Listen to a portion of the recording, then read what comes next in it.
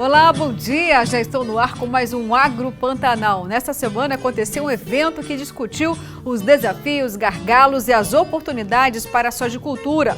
Trata-se do Master Meeting Soja, evento técnico que reuniu mais de 350 participantes aqui na capital. Mas antes, vamos ver os destaques da edição de hoje.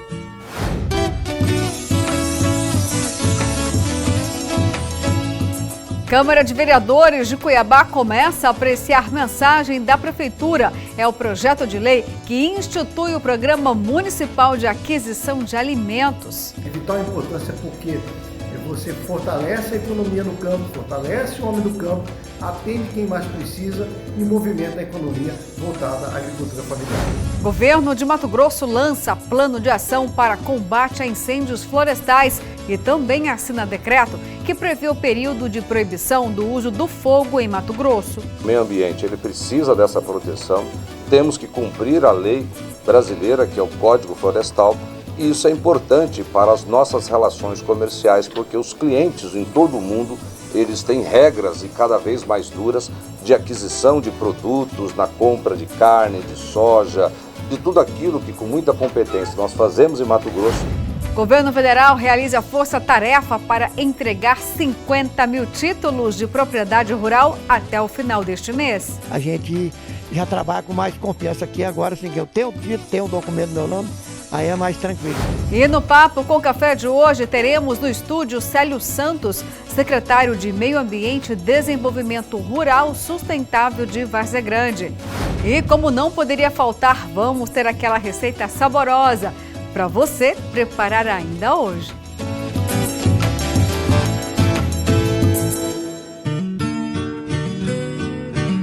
E vamos agora à nossa primeira reportagem. O evento aqui em Cuiabá debateu assuntos técnicos sobre a soja. E entre as novidades está a pulverização de defensivos agrícolas por meio de drones. Vamos conferir na reportagem de Oliveira Júnior. Mais rápido, barato e inteligente, o novo sistema de pulverização de defensivos agrícolas está revolucionando um mercado atento às inovações tecnológicas. Assim, aos poucos, os drones ou aeronaves não tripuladas vão substituindo os aviões, diminuindo o tempo de voo, reduzindo custos e contribuindo diretamente para uma menor emissão de gases poluentes liberados pelas aeronaves. Este é apenas um dos assuntos debatidos no Master Meeting Soja, que trouxe especialistas como Ulisses Anturiasses, da Unesp de Ribeirão Preto. O uso do drone para pulverização é um caminho sem volta. Hoje, a possibilidade que a gente tem de colocar automação, de reduzir custo, de aumentar a segurança, se torna muito mais fácil quando você tem o drone como ferramenta. Então, é possível que você utilize os sistemas de navegação para evitar que o drone passe numa área onde tenha restrição, para reduzir o risco das aplicações, mas o principal de tudo é que eu posso fazer etapas da agricultura de precisão. Então, aplicar os produtos apenas onde eles são necessários e, com isso, melhorar a questão ambiental e melhorar a questão de custos. A safra brasileira de grãos deve alcançar 258 milhões de toneladas este ano, segundo a estimativa de março do levantamento sistemático da produção agrícola pelo IBGE. Na comparação com o estimado no mês passado, houve queda de 1%, ou 2 milhões e 700 mil toneladas. Apesar da redução, a produção deve superar em 2,3% o total colhido no ano passado, passando o recorde de 2020, quando foram produzidas no país 255 milhões de toneladas. A queda na estimativa de março foi impactada principalmente pelo declínio da soja, cuja produção deve ser 5,6% menor do que o previsto no mês anterior. De acordo com Fabiano Siqueri, a menor estimativa do grão se deve aos problemas climáticos enfrentados em importantes regiões produtoras. A gente tem um ano que começou muito bem, os produtores aceleraram bastante o plantio, tivemos um plantio tempo recorde esse ano. Durante a safra, alguns problemas surgiram, principalmente na região da 163, com relação a sintomas que não tinham sido observados na magnitude que foram esse ano, principalmente na parte de quebramento de haste. e anomalia de vagens, né, que foram agravados, os problemas das vagens, pelo excesso de chuva concentrado no mês de fevereiro, onde se concentrou a colheita esse ano pela época de plantio. Apesar disso, as outras regiões compensaram com o aumento de produtividade por hectare e a tendência, os números apontam pelo menos, é que nós tenhamos uma produção e uma produtividade um pouco acima do que foi ano passado. O promotor do meeting destacou ainda a importância do debate com o setor produtivo em Mato Grosso. A intenção do nosso evento, do Master Meeting Soja, é além de fazer uma análise do que passou, trazer resultados de pesquisas que foram gerados pela Proteplan e por outros parceiros para esse público, projetar um pouco o futuro em termos de planejamento, na parte técnica, né, na escolha do produto, na escolha da tecnologia, e também trazer a informação de especialistas ligados à economia, à política, para tentar projetar também essa parte de planejamento mais financeiro aí dos produtores, né? Então a gente acredita que com os assuntos que estão sendo abordados aqui, a gente vai fechar um pacote de informações que quem veio, quem participou do evento vai sair daqui bem mais informado do que chegou e com melhor condição de tomar decisões melhores para a próxima safra. Aumentar a produção agrícola com sustentabilidade. Esse é um desafio na hora de promover a gestão do solo. O assunto fez parte de um debate sobre o Dia Nacional da Conservação do Solo, que foi comemorado em abril. Vamos então ver juntos na reportagem da TV Brasil. Promover o desenvolvimento econômico sustentável com o manejo eficiente dos recursos naturais. Essa é a principal estratégia para garantir a produção agropecuária e reduzir a emissão de gases do efeito estufa. O assunto foi debatido em um seminário realizado pelo Ministério da Agricultura, Pecuária e Abastecimento, que contou com a participação de técnicos e pesquisadores do tema. Porque o solo sem dúvida alguma, um dos recursos naturais mais importantes da humanidade. Base para a garantia da segurança alimentar e conservação da biodiversidade. E para promover a produtividade associada à preservação dos recursos naturais, o governo federal conta com o Programa Nacional de Manejo Sustentável do Solo e da Água em Microbacias Hidrográficas, conhecido como Águas do Agro. Outra ação nesta linha é o Plano ABC+, para uma agropecuária de baixa emissão de carbono e adaptada às mudanças climáticas. O Brasil lidera as políticas públicas estratégicas para fomentar o manejo sustentável do solo. E vimos isso fortemente quando participamos do comando do nosso secretário Fernando Camargo, lá em Glasgow, na COP26, que foi, sem dúvida alguma, um marco, uma linha divisória até do mundo nos enxergar, exatamente por tudo que nós estamos apresentando. E agora o nosso agro vai para o primeiro intervalo, mas não sai daí. Eu volto já com muitas notícias para o homem e a mulher do campo.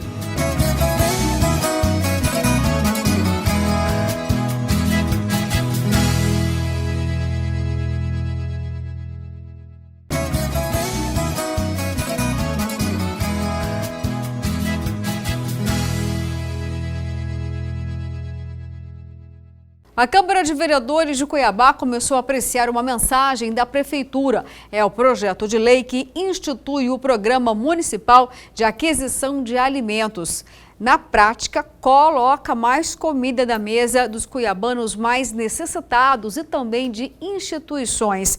Vamos então ouvir o que disse Adevair Cabral, o vereador que é líder do prefeito lá na Câmara de Vereadores. Esse programa é um programa belíssimo, ele já existe a nível nacional e agora o prefeito está implementando aqui no nosso município de Cuiabá o PAA, Programa de Aquisição Alimentar. Então o prefeito vai criar, a partir de segunda-feira, o Banco de Alimentos. Esse Banco de Alimentos, ele visa o quê? É comprar esses alimentos dos produtores, da renda familiar, da agricultura familiar, que vai comprar diretamente dos fornecedores. E esses alimentos vão ficar no banco que a prefeitura vai criar, para que possa depois destinar aos programas sociais, as pessoas que mais precisam de alimentos, e vai sair desse banco de alimentos que vai ser criado a partir de agora. Vamos votar aqui na Câmara os parecer da CCJ, que é favorável, que é o parecer constitucional, porque esse programa já existe e nós estamos implementando aqui agora no município de Cuiabá. Primeiro nós vamos criar, depois de nós criar o banco de alimentos, aí a prefeitura vai verificar, fazer um cadastramento de quem são as pessoas que mais precisam, as famílias de vulnerabilidade, os programas sociais que vão ser implementados para poder aí sim fazer a aquisição desses alimentos junto aos produtores no município de Cuiabá. Esse programa vai ser muito bom para os agricultores, vão fomentar, vão criar mais empregos.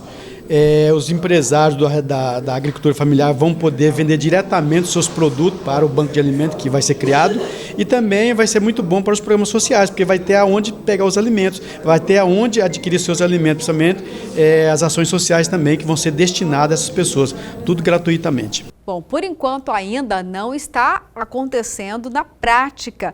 Passa, por enquanto, nesse momento, pela Câmara de Vereadores. Mas o secretário de Agricultura de Cuiabá, Francisco Vuolo, fala sobre os benefícios deste programa quando, de fato, for implementado através do programa Agro da Gente. É pela primeira vez que isso está sendo implementado. Estamos muito felizes por ter sido votado na Câmara Municipal e passado pela primeira fase de projetos, que é a aprovação do parecer. Ainda teremos mais 2 votações.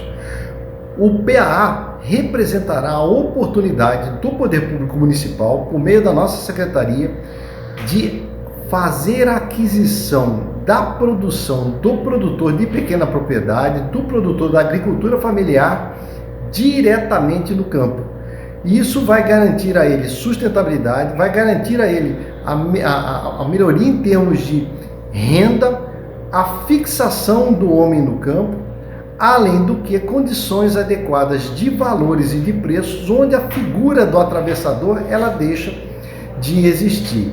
Os recursos destinados serão de origem do município e os alimentos adquiridos, eles virão para o banco de alimentos que é implantado dentro do município, que irá atender aquelas pessoas que mais necessitam. É um belo programa, uma bela ação, a participação da Câmara é fundamental e o apoio dos vereadores é de vital importância, porque você fortalece a economia no campo, fortalece o homem do campo, atende quem mais precisa e movimenta a economia voltada à agricultura familiar.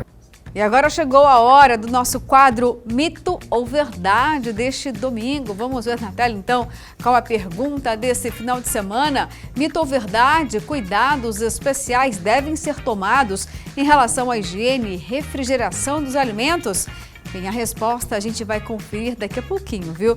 Porque o nosso próximo assunto é capacitação no mercado de trabalho agrícola.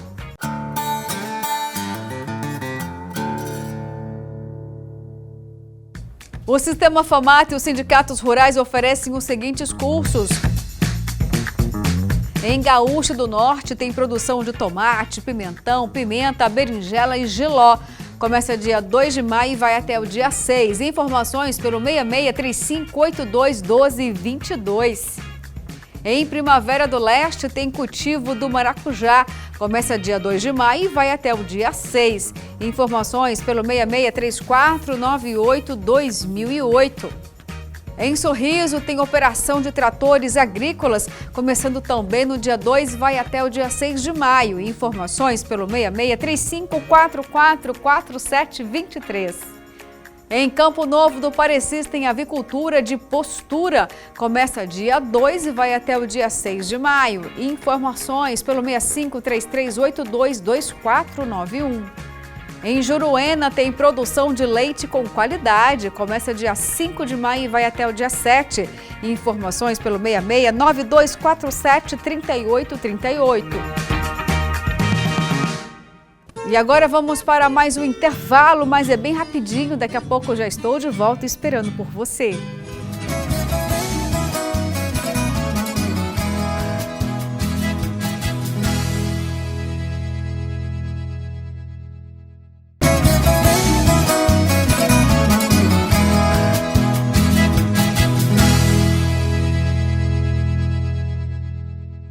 O governo de Mato Grosso lançou o Plano de Ação para Combate aos Incêndios Florestais e também assinou um decreto que prevê o período de proibição do uso do fogo no estado. Vamos então conferir na reportagem de Semia Mauad. O governo do estado vai fazer este ano mais de 60 milhões de reais em investimentos em infraestrutura para reduzir o desmatamento registrado e combater os incêndios florestais.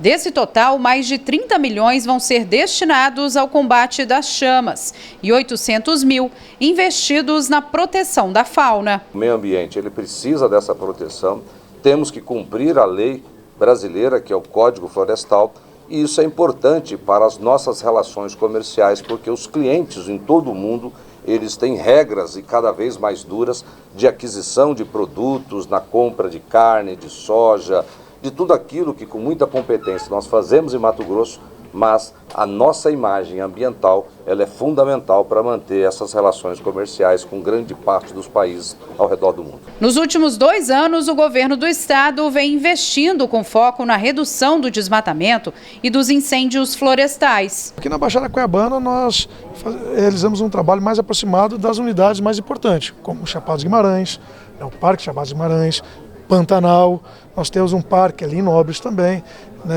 o Morro de Santo Antônio. Então nós temos algumas estruturas dentro aqui da Baixada Cuiabana que nós efetivamos nesse período, geralmente de estiagem, para fazer um trabalho aproximado. Então esse ano nós teremos brigadistas nesses parques que ficarão junto com o Corpo de Bombeiros de modo que fique lá permanentemente. E, logicamente, se houver necessidade, a gente desloca uma outra estrutura. Esse ano o governador entregou 12 caminhões, chama de alto tanque, né, com 10 mil litros de água para trabalhar na área rural. Ele atende os incêndios urbanos, atende, mas ele é especificamente para o rural, distribuído no estado de Mato Grosso. Nós inauguramos lá em Alta Floresta uma sede do bombeiro para ter um monitoramento da floresta amazônica. Aqui em Cuiabá, a gente vai inaugurar um prédio novo do Batalhão de Emergências Ambientais, onde vai ter um centro de monitoramento e contato direto com os produtores rurais, para que a comunicação seja rápida. Então o governo sempre está expandindo o serviço. O que muda é isso, é aumentar, expandir e investir para que cada ano a gente tenha novidades a mais para fazer esse trabalho na área ambiental. Com foco no combate a incêndios e desmatamento, foi criada a Sala de Situação para o Controle dos Casos. Além disso, criado também um Comitê de Combate ao Fogo e uma força-tarefa realizada para julgar os autos de infração. Houve ainda apreensão de equipamentos utilizados para desmatamento, como tratores. Em 2020, foram aplicadas mais de 4 bilhões em autuações. Esse número, em 2021, chegou a 2 bilhões. O governo do estado ainda reforça que pretende punir com mais rigor aqueles que insistirem em burlar as leis ambientais. Existe um ditado que diz, quem avisa, amigo é. O governo está avisando, todos sabem que é ilegal, mas infelizmente alguns praticam essas ilegalidades e eles vão sentir a presença do Estado através da cooperação que nós temos com órgãos federais, com os órgãos estaduais, com as diversas agências envolvidas, e eu não tenho dúvida nenhuma que todos que praticarem, lamentavelmente, serão pegos. O governo do estado ainda fez a assinatura do decreto que prevê o período de proibição do uso do fogo em Mato Grosso, que vai compreender entre os meses de julho a outubro. Até lá, são permitidas algumas queimadas que podem ocorrer de forma controlada, autorizada pelo órgão ambiental, para facilitar a vida do cidadão. Hoje tudo isso é online, não precisa mais vir na SEMA, de forma digital.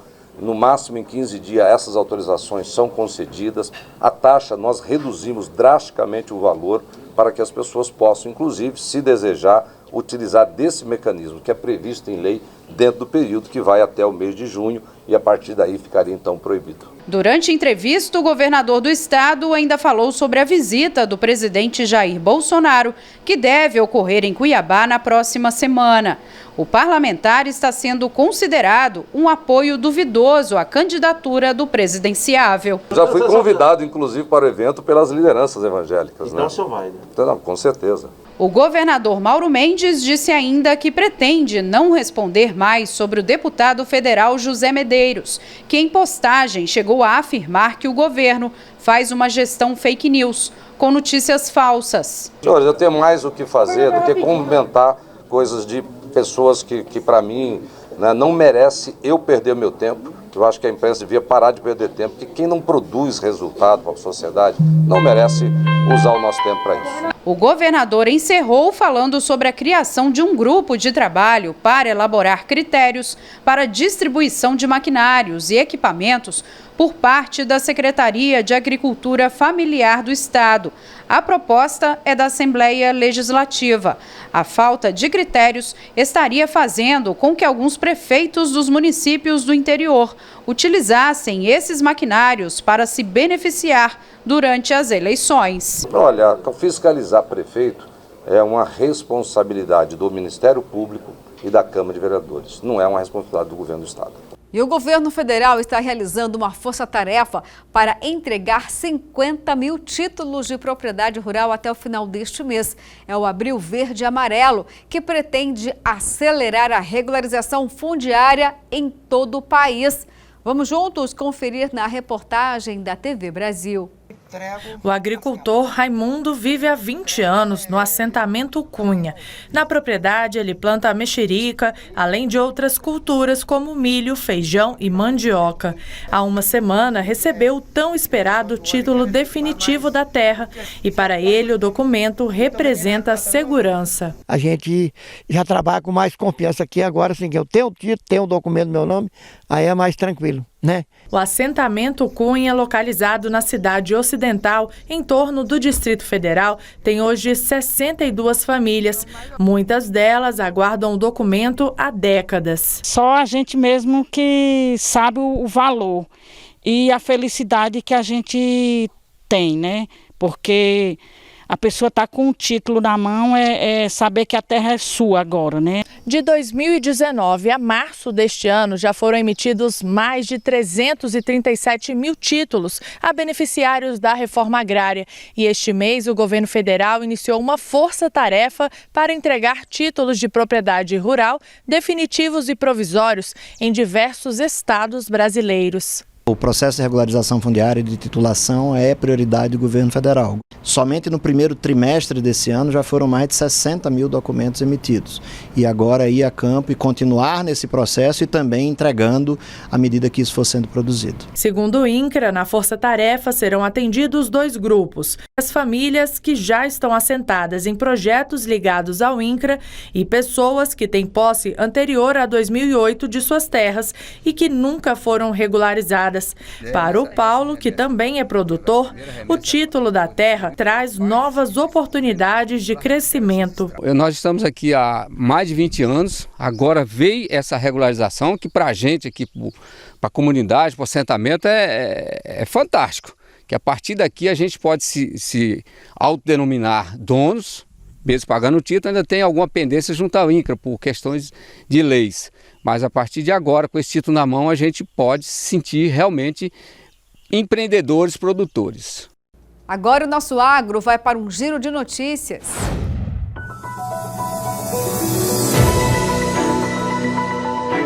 As exportações do agronegócio atingiram um valor recorde de 14 bilhões de dólares no mês de março. Em 2022, cifra 29% superior na comparação com o mesmo mês do ano passado.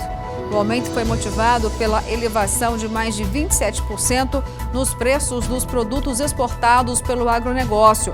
De acordo com o levantamento elaborado pela Secretaria de Comércio e de Relações Internacionais do MAPA, o volume exportado cresceu 1,4% no período.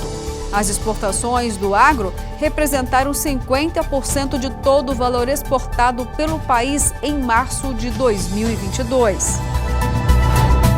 O Ministério da Agricultura, Pecuária e Abastecimento divulgou o relatório com o resultado consolidado da execução do programa de subvenção ao Prêmio do Seguro Rural em 2021.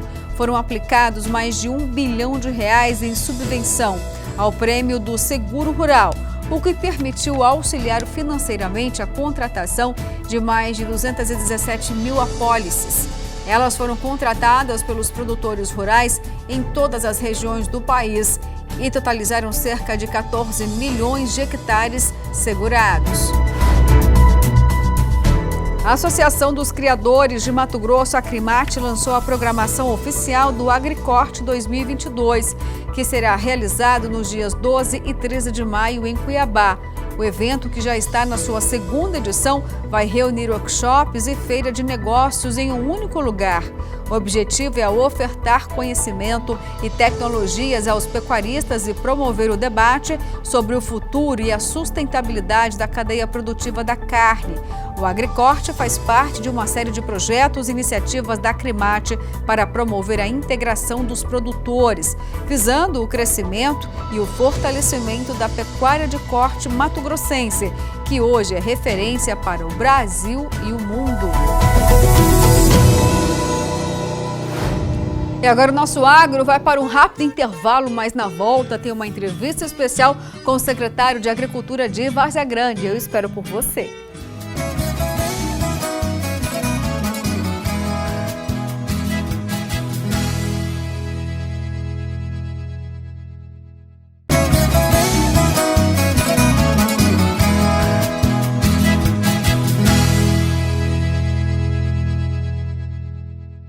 Olá, já estou de volta e agora a gente vai falar do projeto de pesquisa Caracterização dos processos de determinação e diferenciação sexual de peixes nativos de importância econômica no Brasil. Coordenado pela Embrapa Amazônia Ocidental, está estudando espécies como tambaqui, pirarucu e bagres de importância econômica no país. Os estudos contribuem no desenvolvimento de tecnologias para impulsionar a produção. Vamos então conferir mais sobre o trabalho de pesquisa no depoimento da pesquisadora da Embrapa Amazônia Ocidental. Os estudos de diferenciação e determinação sexual em peixe são estudos básicos, mas que são fundamentais para o desenvolvimento de tecnologias na piscicultura. Uma das aplicações disso é a produção de populações monossexo, que se nós não soubermos quando é a diferenciação sexual de cada espécie, ou seja, quando um peixinho se torna macho ou se torna fêmea no início da sua vida, não tem como a gente aplicar essa tecnologia. As populações monossexo, elas são produzidas quando se detecta que um gênero é zootecnicamente superior ao outro. Por exemplo, quando a fêmea cresce mais do que o macho, ou quando o macho cresce mais do que a fêmea, e outras vantagens também que às vezes um sexo tem em relação ao outro. Outra vantagem da gente estudar esse tipo de abordagem são a sexagem precoce de peixes. O que é isso? A gente conseguir identificar o sexo desses peixes sem sacrificá-los a partir de um pedaço pequenininho de nadadeira, sabendo-se então que ele é um macho ou então uma fêmea. Isso agrega muito valor nas cadeias produtivas que os peixes são muito grandes, como por exemplo o pirarucu, né? No caso do pirarucu, nós temos que esperar o peixe atingir a puberdade, que leva de 4 a 5 anos, para aí esperar ele entrar em reprodução, em atividade reprodutiva, para só então identificarmos quem é macho e quem é fêmea. Se nós soubermos o sistema de determinação sexual e qual é o gene que direciona os machos e as fêmeas nessa espécie, nós podemos já vender os animais sexados ainda nas suas formas jovens, ou seja, o pirarucu ainda pequenininho, a gente já consegue vender machos e fêmeas. Isso é extremamente importante quando estamos montando plantéis de reprodução e principalmente quando já temos programas de melhoramento genético. Porque às vezes um lote cresce, você tem uma proporção muito maior de um sexo do que do outro. Por exemplo, você tem muito mais machos que fêmeas. Chega na hora da reprodução, você precisa de fêmeas e você está com poucos no seu lote. Isso eu dei o exemplo do pirarucu, mas serve para todos os outros peixes em que a gente ainda não sabe qual gene que leva à diferenciação de machos e fêmeas. Outra abordagem também do nosso projeto é a influência de fatores ambientais no sexo desses animais. Porque algumas espécies de peixes sofrem influência da temperatura, do pH da água ou da densidade na diferenciação sexual. Então, nas nossas espécies nativas, nós ainda não temos nenhuma dessas informações. Então, esse projeto ele vem buscando fazer essa ampla abordagem para as principais espécies nativas de interesse, né, econômico, visando lá na frente o desenvolvimento de tecnologia de produção dessas espécies. E no Papo com Café de hoje, eu recebo no estúdio Célio Santos, secretário de Meio Ambiente e Desenvolvimento Rural Sustentável de Várzea Grande. Vamos falar sobre o incentivo à apicultura em Várzea Grande, ressaltando, claro, a importância do trabalho realizado nos assentamentos por meio da agricultura familiar. Eu tenho certeza que o secretário também vai fazer um balanço do Peixe Santo. Então, tudo isso e muito mais a partir de agora no nosso quadro Papo com Café.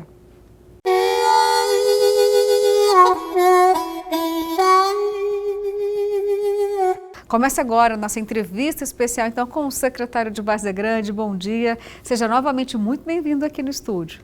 Bom dia, Luciana, bom dia a todos os telespectadores do programa Agropantanal. Para mim, é uma honra estar aqui mais uma vez falando da agricultura e do desenvolvimento rural sustentável do nosso município de Várzea Grande. Ótimo, então, porque temos muitos assuntos, né? Vamos começar então falando, secretário, sobre o Peixe Santo, porque teve até uma polêmica. Aconteceu mais uma edição lá em Várzea Grande, na cidade industrial, mas em Cuiabá não deu muito certo. Mas vamos falar de algo positivo, foi importante para o município, para a população. Como foi o saldo do Peixe Santo por lá? Então, Luciana, Várzea Grande realizou pela primeira vez nos formatos que aconteceu na Semana Santa, a primeira edição do VG Santo Peixe. Esse projeto foi um projeto que foi desenvolvido por determinação do prefeito Calil Baracate em parceria com a Aquamate, que é a Associação dos Aquicultores de Mato Grosso. Na verdade, o projeto visou basicamente ofertar para a sociedade varzea-grandense um peixe de qualidade com preço justo. Mas para além da questão da comercialização do pescado na Semana Santa, Luciana, um dos objetivos do projeto também foi fazer com que nós fomentássemos o consumo do pescado no nosso município. E além disso, nós também procuramos fomentar a cadeia da piscicultura lá em Várzea Grande. O senhor disse algo importante aí, secretário, que é importante fomentar, né, o fato de que as pessoas deveriam consumir mais o peixe. Só que o varzea-grandense, ele gosta do pescado. A única coisa que impede é o preço. De que forma? Então, conseguir ajudar mais essa cadeia produtiva para que seja uma realidade, né? Que o varzea-grandense tenha aí 2 ou 3 vezes na semana um pescado. Então, esse realmente foi um dos objetivos do projeto, né? Incentivar o consumo dessa proteína que nós consideramos assim uma proteína de extrema qualidade, que é a proteína do peixe, né? A proteína do pescado. Na verdade, Luciana, em termos de preço, a gente pode observar que o preço do peixe ele gera mais economia para as famílias mato-grossenses, varzea-grandenses, porque na verdade, só para você ter uma ideia, o preço do peixe eviscerado e escamado estava sendo praticado a R$ 19,50, ou seja, praticamente a metade do preço da carne bovina, por exemplo.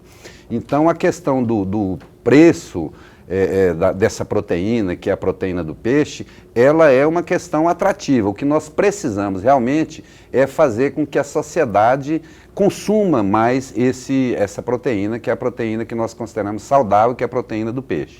Bom, quem passou por isso, secretário, foi a própria cadeia da suinocultura, né, que primeiro precisou fazer um trabalho de desmistificar, né, crenças. E aí houve, claro, uma mudança, mas assim, eu sempre imaginei, pelo que a gente tem de experiência, de vivência, né, até não apenas com a agricultura familiar, mas em relação ao valor mesmo, né? As pessoas deixam de consumir o peixe porque considera menos caro. Eu sei que o senhor fez uma referência aí entre o preço do peixe em relação à bovina, mas o rendimento dessa proteína é um pouco menor. E de que forma, então, a cadeia vai trabalhar para poder fomentar mais consumo nessa questão? Porque pelo que o senhor está colocando, não é só uma questão de valores, é uma questão ainda cultural, é isso? Eu acredito que a experiência desse projeto nos levou ao seguinte constatação, Luciana. O peixe mais comercializado, que foi mais aceito pela população em termos de consumo, foi o peixe eviscerado, escamado e sem espinha. Eu acredito que um dos fatores que faz também com que a população não consuma tanto o pescado é exatamente a questão da praticidade. Tanto é, Luciana, que o objetivo do nosso projeto era comercializar em torno de 21 toneladas de pescado durante os 4 dias de comercialização que aconteceram, que foi de terça a sexta, né? Terça, quarta, quinta e sexta. Nós observamos que a demanda por pescado eviscerado, escamado e sem espinha foi muito maior do que o peixe apenas eviscerado e escamado. Ainda que fosse mais barato. Ainda que fosse mais barato. Então nós observamos isso, que o consumidor hoje está buscando praticidade. E a gente sabe que a manipulação do peixe nas residências, ela traz uma série de transtornos, né? Entre elas a questão do odor característico do peixe, também os resíduos que são produzidos ali na fase de escamação, na fase de evisceração, na fase também de tirada das espinhas. Então nós constatamos isso assim de forma bem clara, de que o consumidor hoje ele busca praticidade. Tanto é que uma das experiências que nós vamos levar para o ano que vem é exatamente aumentar o volume de cortes mais elaborados do pescado para que seja oferecido para o consumidor essa opção mais prática. Ótimo, e de que a gente pode esperar então? Já tem números da piscicultura varzegrandense, está aumentando? Quais são os projetos vindouros? Olha, não tenho dúvida que a piscicultura é uma das alternativas de renda para o pequeno produtor em Várzea Grande, mas também para aqueles que querem empreender no nosso município. Pra você ter uma ideia, Luciana, de 7 unidades de processamento de pescado que participaram do projeto VG Santo Peixe, 5 estão instaladas no nosso município de Várzea Grande. O município de Várzea Grande é a cidade de Mato Grosso que mais possui unidades de processamento de pescado no estado. E nós queremos, com esses projetos que a gente quer desenvolver a partir da agora para frente, fazer com que mais pequenos produtores, mais produtores de pescado possam vir para a legalidade, né, ter um peixe de qualidade, ter um peixe praticado com preço justo, porque somente assim a gente vai ter condições de ampliar os mercados desses pequenos produtores e desses produtores de pescado. Tem algum tipo de incentivo? Olha, na verdade nós estivemos, inclusive, reunidos com o secretário de Desenvolvimento Econômico do Estado, né, o César Miranda, onde nós apresentamos uma demanda, especialmente daqueles que trabalham com piscicultura, para que eles tenham acesso para fazer as adaptações necessárias para que eles possam acessar a questão da inspeção sanitária, né? Tanto o SIM, que é o Serviço de Inspeção Municipal, como o CISI, que é o Serviço de Inspeção Estadual, como o CIF. E agora nós temos uma novidade também, que é a questão do SUSAF, que é uma equivalência que existe do Serviço de Inspeção Municipal, que vai se equivaler ao Serviço de Inspeção Estadual, que faz com que aquele produtor, que aquela unidade de processamento, ela possa comercializar não só no município, mas em todo o estado de Mato Grosso. Agora, falando um pouquinho mais em relação ainda à piscicultura, né, eu perguntei para o senhor, está aumentando? Já tem volume, tem números que possam trazer a evolução dessa cadeia? Olha, nós ainda estamos, Luciana, no processo de quantificação dessa produção no nosso município. Fazendo um diagnóstico ainda. Nós estamos fazendo o diagnóstico. Nós temos lá na nossa secretaria a Coordenação de Desenvolvimento Rural Sustentável, né, que é quem trabalha a questão do desenvolvimento econômico nas unidades da zona rural, né, nos nossos pequenos produtores rurais, e nós temos também a coordenação do Serviço de Inspeção Municipal, que trabalham junto a essas duas coordenações para que a gente possa identificar realmente quem são aqueles produtores que têm, além de ter, porque a questão da piscicultura, ela precisa ser levada em consideração tanto a questão da área onde vai ser feita o cultivo do peixe, como também a aptidão do produtor que quer atuar naquela determinada atividade. E nós estamos bem avançados com essa proposta e com essa ideia de fazer com que Várzea Grande seja um dos municípios que mais produz peixe no estado de Mato Grosso. E nós estamos caminhando nesse sentido. Estivemos reunidos recentemente com a nova secretária de Agricultura Familiar, a Teté Bezerra, que é uma parceira lá de Várzea Grande. É uma pessoa que a gente sabe que tem um compromisso grande com a agricultura familiar e ela nos garantiu que vai se esforçar para que ainda este ano a gente possa acessar determinados equipamentos para a gente poder incentivar, né, a piscicultura no nosso município. Bom, e falando também da apicultura, quais são as novidades lá do município? Olha, a apicultura é outra atividade que assim, a gente vê com grande potencial no nosso município. Primeiro, pelas características do município, né, composto de pequenas propriedades e também com mais áreas de cerrado, né, que é onde, inclusive, existe uma diversidade muito grande em termos de florada, né, de flores, de tudo mais.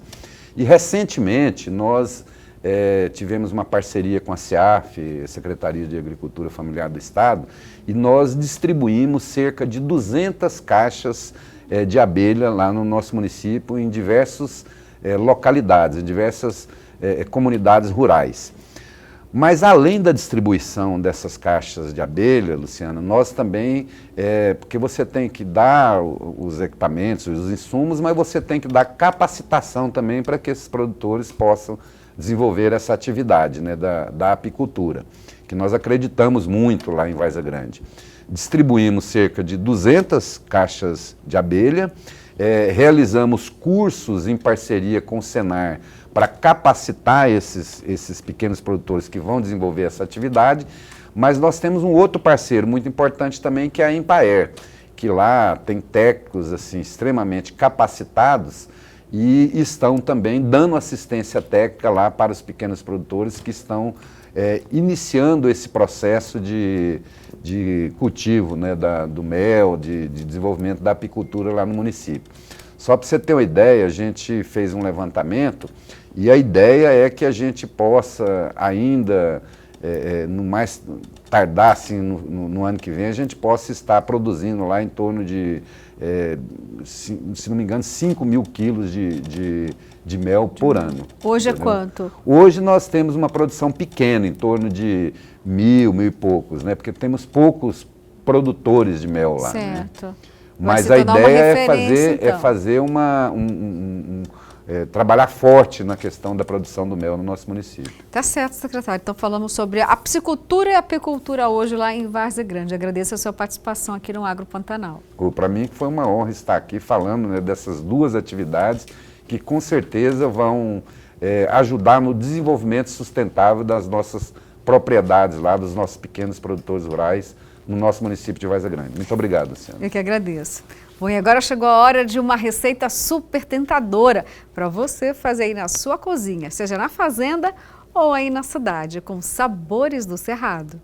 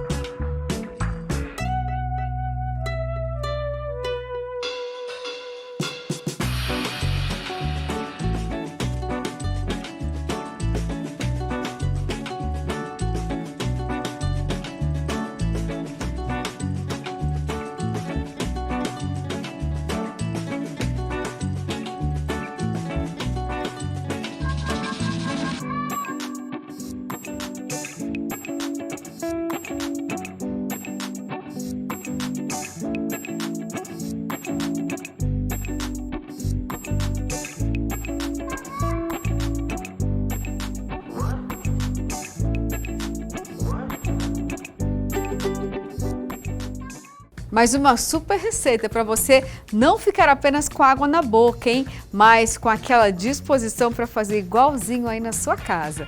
Bom, e agora vamos saber a resposta do nosso quadro Mito ou Verdade deste domingo. Vamos então ao quadro.